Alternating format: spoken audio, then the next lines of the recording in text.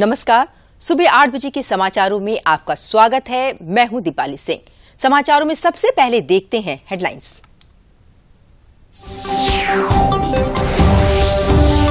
उत्तर प्रदेश लोक सेवा आयोग में अब आवेदन के लिए आवेदकों को नहीं करना होगा बार-बार रजिस्ट्रेशन। मुख्यमंत्री ने आयोग की एकल अवसरी पंजीकरण व्यवस्था और नई वेबसाइट का किया लोकार्पण।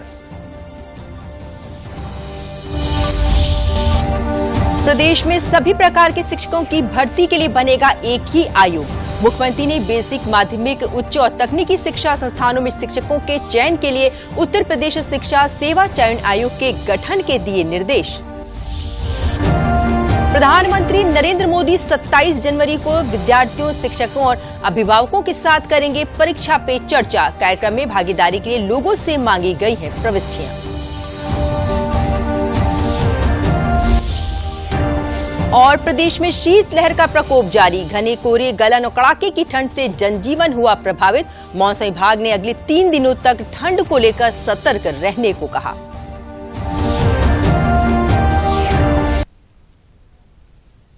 और अब समाचार विस्तार से। उत्तर प्रदेश लोक सेवा आयोग यानी यूपीपीएससी की विभिन्न चयन परीक्षाओं के लिए आवेदन करने वाले अभ्यर्थियों को अब अपना व्यक्तिगत विवरण सिर्फ एक बार ही देना होगा और बार-बार आवेदन करने पर हर बार रजिस्ट्रेशन करने की आवश्यकता नहीं होगी। मुख्यमंत्री योगी आदित्यनाथ ने उत्तर प्रदेश लोक सेवा आयोग में आवेदन के लिए कल एकल अवसरी पंजीकरण व्यवस्था तथा आयोग की नई वेबसाइट का लोकार्पण किया। इस अवसर पर मुख्यमंत्री ने कहा कि युवाओं के लिए ये वेबसाइट बेहद उपयोगी होगी और इससे आयोग के साथ और भी बेहतर समन्वय हो सकेगा। मुख्यमंत्री ने आयोग की आगामी योजनाओं, चयन कैलेंडर आदि के संबंध में आवश्यक दिशा निर्देश भी दिए।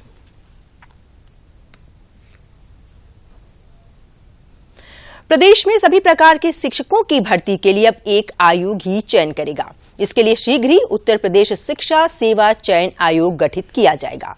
मुख्यमंत्री योगी आदित्यनाथ ने कल प्रदेश में शैक्षिक संस्थानों में शिक्षक भर्ती प्रक्रिया की समीक्षा करते हुए एकीकृत आयोग के रूप में उत्तर प्रदेश शिक्षा सेवा चयन आयोग के गठन के संबंध में दिशा निर्देश दिए। मुख्यमंत्री ने कहा कि शिक्षकों के समयबद्ध चयन के लिए सरकार गंभीर है और जल्द ही उत्तर प्रदेश शिक्षा सेवा चयन आयोग का गठन होगा। मुख्यमंत्री ने यह भी कहा कि उत्तर प्रदेश में एक ही आयोग से अब बेसिक, माध्यमिक, उच्च और तकनीकी कॉलेजों के लिए शिक्षकों का चयन हो सकेगा। एकीकृत आयोग के गठन के लिए मुख्यमंत्री ने दिशा निर्देश देते हुए कहा कि अब ये नया आयोग ही टीईटी की परीक्षा कराएगा।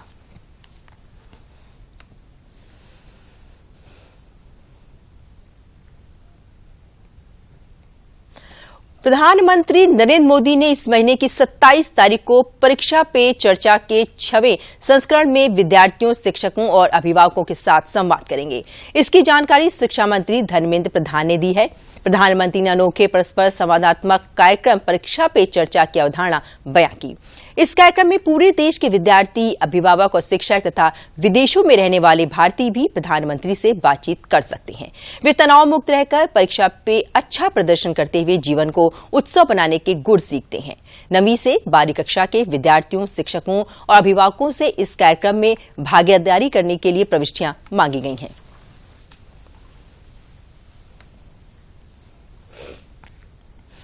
कल 108वीं विज्ञान कांग्रेस की शुरुआत हो गई है। प्रधानमंत्री नरेंद्र मोदी ने इसका उद्घाटन किया तो अगले 25 वर्षों में वैज्ञानिक सोच के आधार पर देश के विकास का खाका सबके सामने रखा। प्रधानमंत्री ने महिलाओं के विकास के लिए विज्ञान के उपयोग से आगे बढ़ते हुए विज्ञान का विकास महिलाओं द्वारा करने पर जोर दिया। प्रधानमंत्री ने साइंटिफिक अप्रोच से विकसित भारत के सपने को पूरा करने के लिए वैज्ञानिकों से जमीनी जरूरतें पूरा करने की अपील की।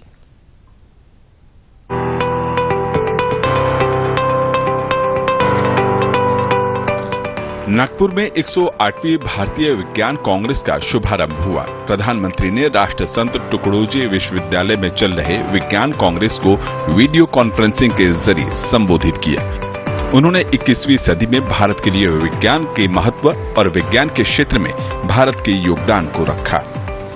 अगले 25 वर्षों में भारत जिस ऊंचाई पर होगा उसमें भारत की वैज्ञानिक शक्ति की भूमिका बहुत महत्वपूर्ण होगी। साइंस में पैशन के साथ जब देश की सेवा का संकल्प जुड़ जाता है तो नतीजे भी अभूतपूर्व आते हैं। मुझे विश्वास है भारत की साइंटिफिक कम्युनिटी भारत को 21वीं सदी में वो मुकाम हासिल कराएगी जिसका वो हमेशा हकदार रहा है। देश में सूचना क्रांति, डिजिटल प्रयोग और डेटा की उपलब्धता पर प्रधानमंत्री ने खुशी जाहिर की। उन्होंने कहा कि मौजूदा टेक्नोलॉजी और डेटा की बदौलत वैज्ञानिकों को अनुसंधान और विश्लेषण करने में आसानी हो रही है।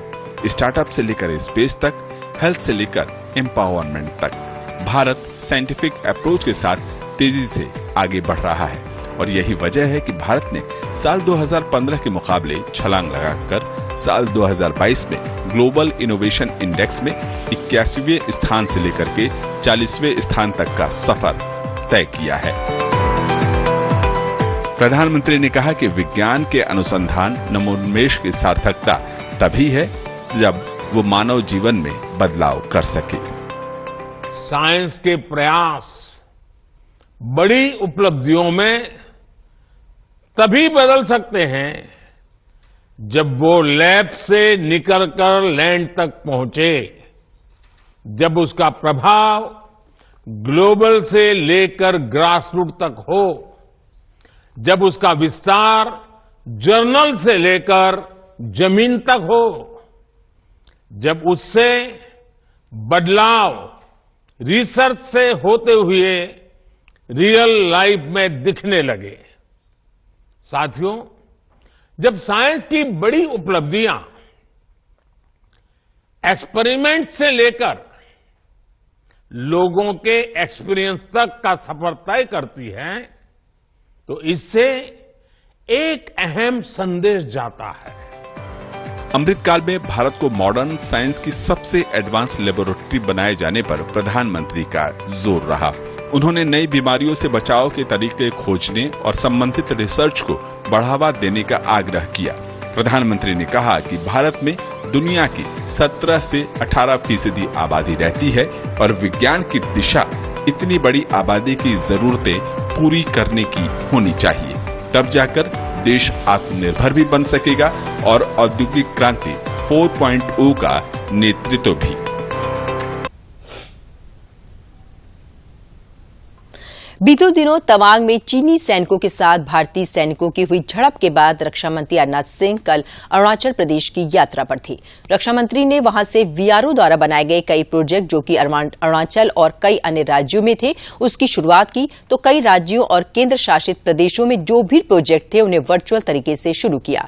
उन्होंने भारतीय सैनिकों के साहस की तारीफ की और साथ ही ये भी कहा कि भारत किसी भी प्रकार की चुनौती से निपटने के लिए पूरी तरीके से तैयार है और सीमाई इलाके में हो रहा विकास सरकार की प्राथमिकता में शामिल है। देश के सीमावर्ती इलाकों का विकास केंद्र सरकार की प्राथमिकता रही है।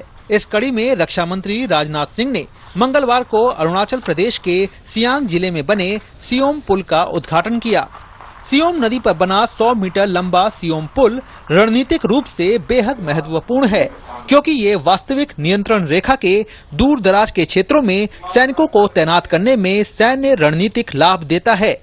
इस मौके पर रक्षा मंत्री राजनाथ सिंह ने बीआरओ विजन और न्यू टेक हैंडबुक के विमोचन के साथ साथ सीमा सड़क संगठन की 27 अन्य परियोजनाओं का भी वर्चुअल उद्घाटन किया।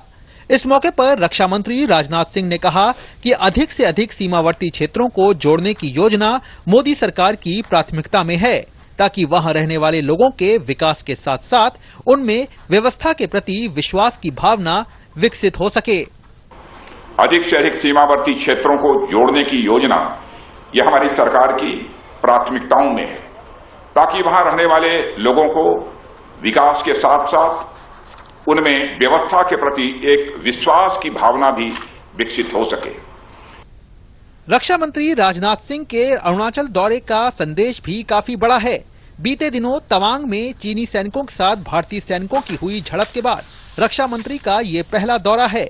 रक्षा मंत्री ने बिना नाम लिए चीन को संदेश भी दे दिया कि भारत हमेशा युद्ध के खिलाफ रहा है, लेकिन हमारे सशस्त्र बल किसी भी तरह की स्थिति का सामना करने के लिए पूरी तरह से सक्षम हैं।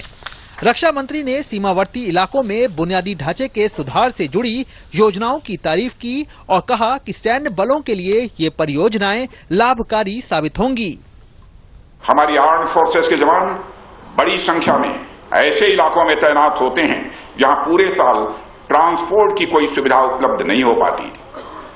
खासकर ऐसे समय में जब ठंड पड़नी शुरू होती है, कई इलाकों में रास्ते बर्फबारी के कारण बंद हो जाते हैं। ऐसे में ये सभी प्रोजेक्ट हमारी सेनाओं तक राशन और मिलिट्री इक्विपमेंट आदि पहुंचाने में कारगर साबित होंगे।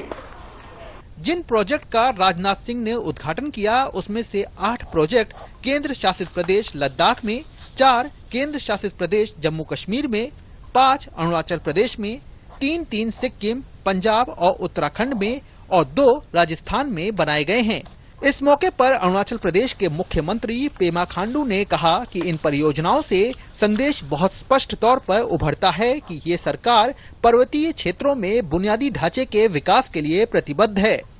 माननीय प्रधानमंत्री नरेंद्र मोदी जी और अपने डिफेंस मिनिस्टर राजनाथ सिंह जी हमारे जितने भी जो हिमालयन बेल्ट है, जम्मू एंड कश्मीर से लेकर अरुणाचल प्रदेश में कनेक्टिविटी बढ़ाने में कोई भी चूक वो लोग पीछे नहीं हटेंगे।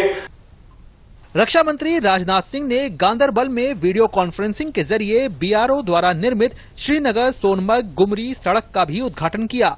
इन प्रोजेक्ट के उद्घाटन पर बीआरओ ने भी खुशी जताई, तो वहीं सीमाई इलाकों में और तेजी से काम करने की बात कही है। बॉर्डर रोड्स के कर्मयोगियों ने मात्र 45 दिन के अंदर अंदर उस पुराने ब्रिज को डीलॉन्च किया और उसकी जगह एक नया ब्रिज लॉन्च किया। मोदी सरकार लगातार सीमावर्ती इलाकों में ढांचागत विकास पर जोर दे रही है और उसी कड़ी में आज भी जिन परियोजनाओं का उद्घाटन हुआ है, वो न सिर्फ सामरिक दृष्टि से काफी महत्वपूर्ण होंगी, बल्कि सीमाई इलाके में विकास को गति देंगी।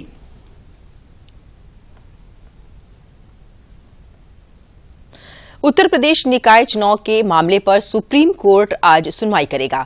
उत्तर प्रदेश सरकार ने शीर्ष अदालत में हाईकोर्ट द्वारा तत्काल प्रभाव से बिना ओबीसी आरक्षण लागू किए नगर निकाय चुनाव कराने के फैसले को चुनौती दी है।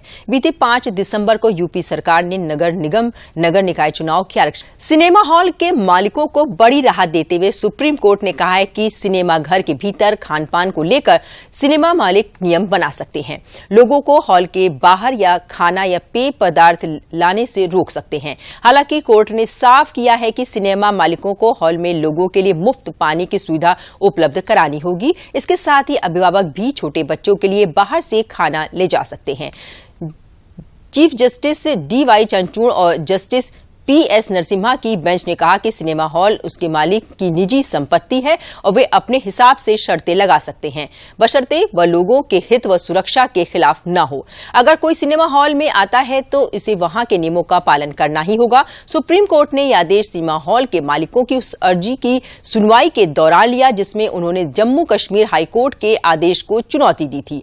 2018 में जम्मू कश्मीर हाईकोर्ट ने अपने फैसले में कहा था कि सिनेमा हॉल मालिक बाहर से आने वाले लोगों को अपना खाना या पेय पदार्थ लाने से नहीं रोक सकते हैं।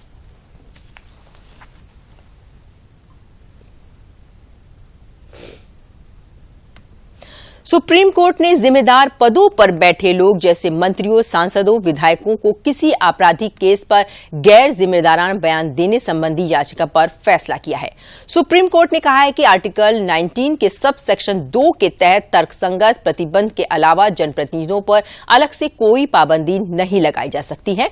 साथ ही कोर्ट ने कहा कि विचाराधीन मामलों में किसी मंत्री का बयान सरकार का बयान नहीं माना जा सकता है।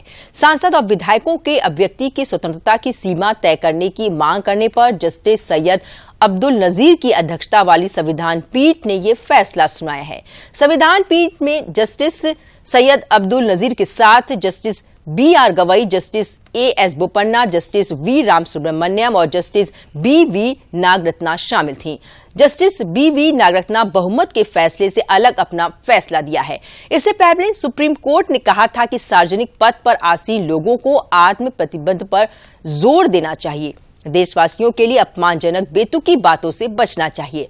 सर्वोच्च अदालत ने कहा कि यह दृष्टिकोण हमारी संवैधानिक संस्कृति का हिस्सा है और इस संबंध में आचार संहिता बनाने की कोई जरूरत नहीं है।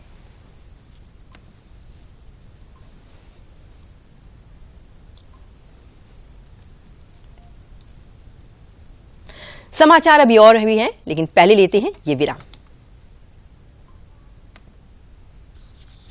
जल्दी करो यार, प्लीज जल्दी। दूसरा कोई मैच है क्या? ऐसा ही कुछ है यार, बैंक जाना है दादाजी को लेके। हाँ यार, उम्र होने पर कभी कभी मदद तो लगती है, पर बैंकिंग में नहीं। वैसे भी RBI कहता है सीनियर सिटीजन सबसे पहले। अगर आप 70 साल से ऊपर हैं और आप बैंक नहीं जा सकते तो बैंक आएगा आपके पास जरूरी सेवाएं लेकर, वो भी वाजिब दरों पर। सीनियर सबसे पहले। RBI कहता है जानकार बनिए, सतर्क रहिए। विराम के बाद समाचारों में आपका स्वागत है। उत्तर प्रदेश में मौसम का कहर जारी है। अगले 3 दिनों तक फिलहाल मौसम में किसी भी तरह का बदलाव नहीं होगा। ये जानकारी वरिष्ठ मौसम वैज्ञानिक मोहम्मद दानिश ने दूरदर्शन समाचार से बातचीत करते हुए दी। उन्होंने बताया कि अगले 3 दिनों तक घना कोहरा प्रदेश के लगभग सभी जिलों में जारी रहेगा। मौसम वैज्ञानिक ने बताया कि अगले 3 दिनों तक मौसम सामान्य से 5 डिग्री तक नीचे रहेगा, जिसको देखते हुए रेड अलर्ट विभाग की ओर से जारी किया गया है।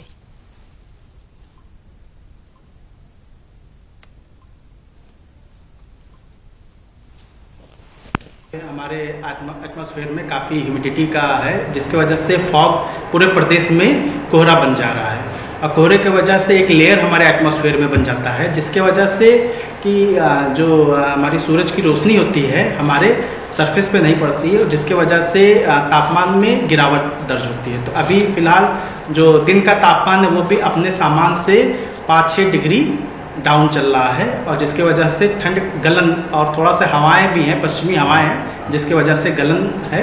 पूरे प्रदेश में ही अभी अपने जो तापमान है, उच्चतम तापमान है, दिन का जो तापमान कहते हैं, वो अपने सामान से हर जगह काफी कम है। इसके लिए हमने शीत दिन का अलर्ट जारी किया गया है। शीतलहर भी हमने 2 दिन के लिए अलर्ट जारी किया गया है, लेकिन कुछ ही जिलों में रहेगा, लेकिन शीत दिन का प्रकोप अधिकांश जिलों में उत्तर प्रदेश में रहेगा। प्रदेश में हो रही कड़ाके की ठंड के चलते जनपद लखनऊ के जिलाधिकारी सूर्यपाल गंगवार ने सभी बोर्डों के 12वीं तक के स्कूलों की 4 जनवरी से 7 जनवरी तक छुट्टी घोषित कर दी है। सभी सरकारी और निजी स्कूल जनपद में बंद रहेंगे। यह आदेश शिक्षक और गैर शैक्षिक कर्मियों पर भी लागू होगा, जबकि आपातकालीन सेवा पर तैनात कर्मी स्कूल जा सकते हैं। जिलाधिकारी ने कड़ाई के साथ ये आदेश लागू करने का निर्देश दिया है। परिषदीय विद्यालयों में 14 जनवरी तक शीतकालीन अवकाश यथावत रहेगा। परीक्षा के लिए कोई छूट नहीं है।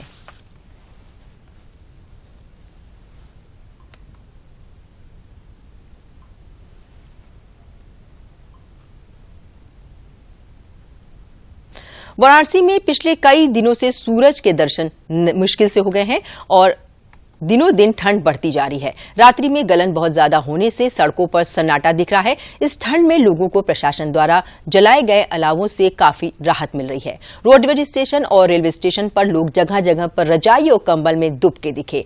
ठंड और कोहरे के कारण वायुसेना और रेलवे की यात्री ट्रेनें जो है विलंब से चल रही हैं। मौसम विभाग ने आज तापमान न्यूनतम 10 डिग्री और अधिकतम 16 डिग्री तक रहने का अनुमान जताया है।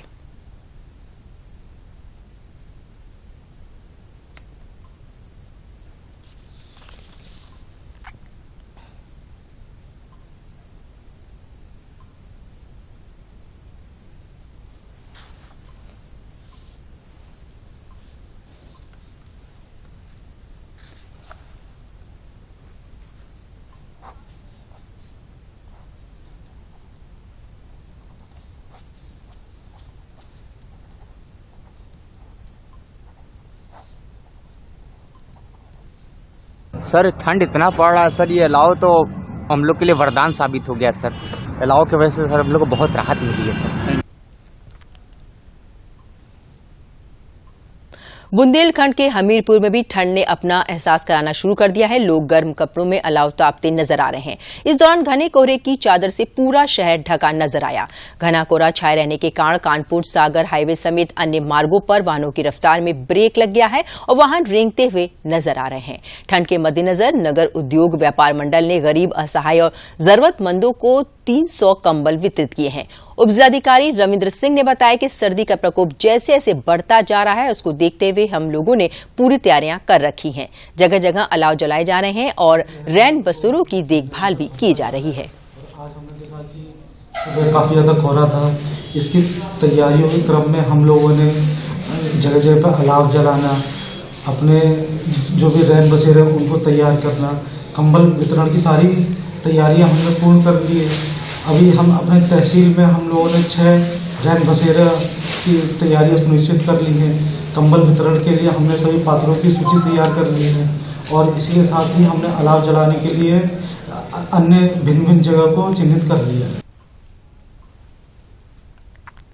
मुख्यमंत्री योगी आदित्यनाथ ने उच्च स्तरीय बैठक में सड़क सुरक्षा सुनिश्चित करने के लिए मिशन मोड में प्रयास करने के निर्देश दिए हैं। उन्होंने कहा कि इन दिनों उत्तर प्रदेश में कड़ाके की ठंड और घने कोहरे का मौसम है। इस अवधि में सड़क दुर्घटनाओं में बढ़ोतरी देखी जा रही है। मुख्यमंत्री ने कहा कि विगत 1 वर्ष के अंदर प्रदेश में 21,200 से अधिक लोगों की मृत्यु सड़क दुर्घटनाओं में हुई, जबकि कोरोना जैसे वैश्विक महामारी के दौरान पिछले 3 वर्ष की अवधि में प्रदेश में मात्र 23,600 लोगों की मृत्यु हुई है। यह स्थिति चिंताजनक है। मुख्यमंत्री ने कहा कि सड़क दुर्घटनाओं को कम से कम करने के लिए 5 E यानी education, enforcement, engineering, emergency care और एनवायरमेंट पर फोकस करते हुए एकजुट होकर कार्य करना होगा।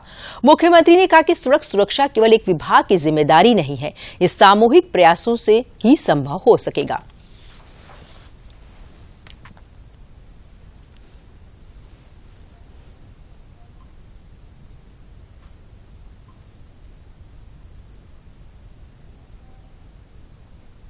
समाचारों में आगे बढ़ने से पहले लेते हैं एक और विराम।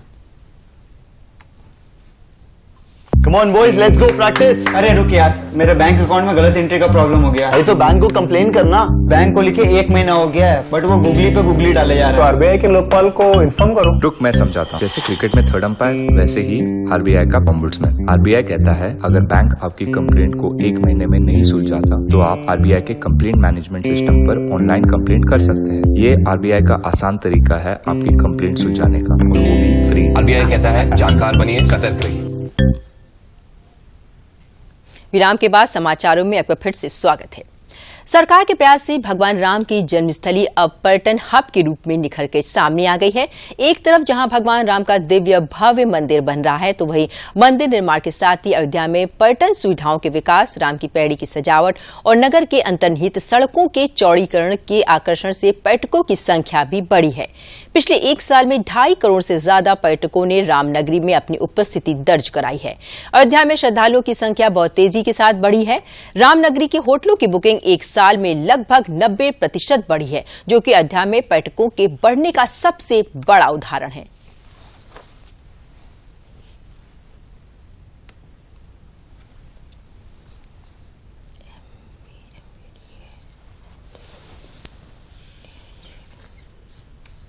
अयोध्या में भगवान राम का मंदिर बन रहा है, पर्यटकीय सुविधाओं का विस्तार हो रहा है, रोडें चौड़ी हो रही हैं, राम की पौड़ी सजी रहती है। इसको देखने के लिए इस वर्ष में जो है इस वित्तीय वर्ष में लगभग जो है 2.5 करोड़ से अधिक पर्यटक आए हैं और ये एक रिकॉर्ड है। मथुरा के वृंदावन में ठाकुर बांके बिहारी मंदिर में आए दिन होने वाले हादसों की रोकथाम और श्रद्धालुओं की सुविधा के लिए प्रस्तावित कॉरिडोर के निर्माण को लेकर प्रक्रिया शुरू हो गई है।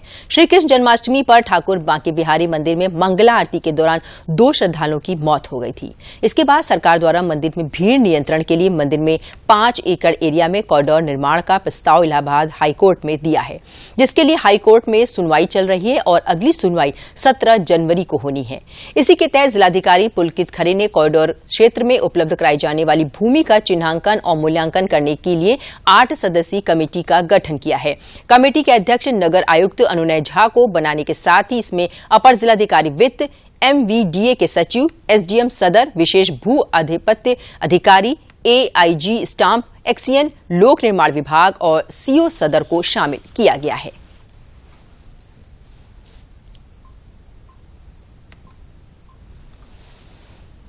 माननीय उच्च न्यायालय का आदेश जिसमें ये लिखा है कि detailed report with estimated cost, जिसमें लैंड कॉस्ट और डेवलपमेंट प्लान दोनों इंक्लूडेड है, इसके लिए हमने सर्वे का काम चालू कर दिया है। ये सर्वे कम से लगता है मुझे कि 3 से 4 दिन इसमें समय लगेगा। सर्वे में 4 टीम्स बनाई गई हैं सर्वे के लिए, जिसमें इंजीनियर्स भी हैं, लेखपाल भी हैं, सब रजिस्ट्रार भी हैं और पुलिसकर्मी भी हैं। और ये पूर्ण सर्वे करके इसी सप्ताह के अंत तक पूरी समिति अपना रिपोर्ट माननीय जिलाधिकारी के द्वारा माननीय उच्च न्यायालय को प्रेषित करेगी। मेरठ में अंतर्राष्ट्रीय गौ तस्कर अकबर बंजारा गैंग पर पुलिस ने बड़ी कार्रवाई की है। मेरठ पुलिस ने अकबर बंजारा गैंग की 2 करोड़ की संपत्ति को कुर्क कर लिया है। मेरठ पुलिस अब तक गौ तस्कर की 35 करोड़ की संपत्ति कुर्क कर चुकी है। इसके अलावा कई संपत्तियों पर बुलडोजर भी चल चुका है। मेरठ के थाना फलावदा क्षेत्र में जहां एक मकान और 21 बीघा जमीन को पुलिस ने कुर्क कर दिया है। इस जमीन की कीमत 2 करोड़ रुपए है। मेरठ पुलिस ने कई बार कार्रवाई की है। अब तक बंजारा गैंग की 35 करोड़ की संपत्ति पर पुलिस ने सील लगा दी है। वहीं कई संपत्तियों को बुलडोजर से जमीन दोज भी कर दिया गया है।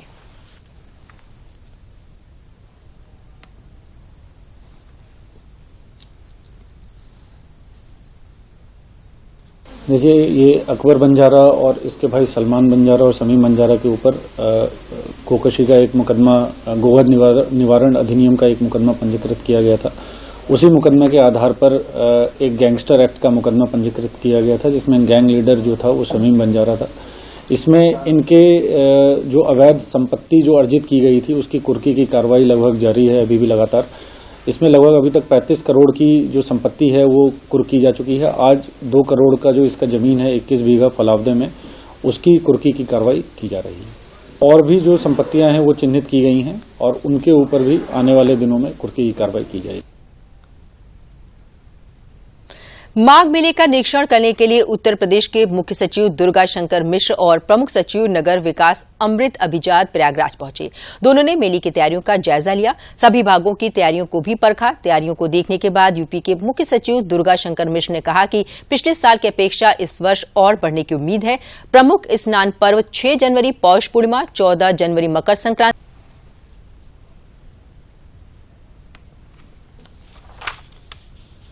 अब अंत में प्रमुख समाचार एक बार फिर।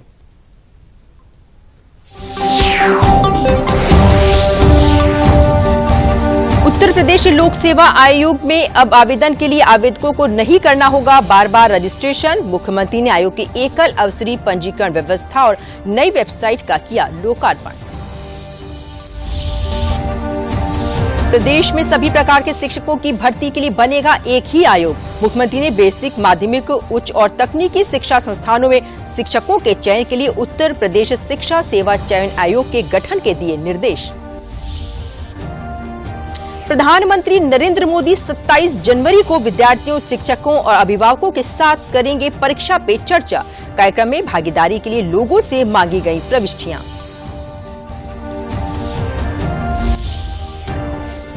और प्रदेश में शीतलहर का प्रकोप जारी। घने कोहरे, गलन और कड़ाके की ठंड से जनजीवन हुआ प्रभावित। मौसम विभाग ने अगले 3 दिनों तक ठंड को लेकर सतर्क रहने को कहा। इसी के साथ समाचारों का बुलेटिन यहीं समाप्त होता है। नमस्कार।